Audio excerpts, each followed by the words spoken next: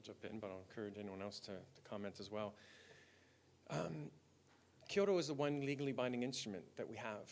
There are sanctions in place for parties that don't meet their Kyoto targets. It means we have to make up the difference, and it includes a 30% penalty for any emissions that we're behind on. It also means that emissions were limited in terms of the amount of emissions trading we can do.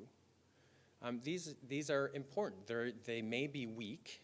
They may be weaker than we would like to see, but they're important sanctions. And what Canada is arguing is that we're just going to have one undertaking. And that does a couple of things. First of all, it takes away from the legally binding nature of the targets.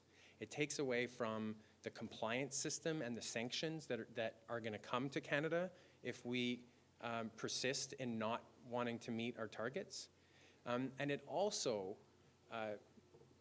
wipes away some of the differences between developing countries and developed countries. For people who have looked at this in terms from an equity perspective, industrialized countries have filled up the atmosphere, and it makes no sense for the commitments that are being made by developing countries, even major developing countries, to be along the same line as the commitments that Canada and other rich countries have to take on. And so there's a whole bunch of different things there that happen. As soon as you get rid of the Kyoto Protocol and you put everything under one treaty, there are a bunch of things that are to Canada's advantage, but to the world's detriment.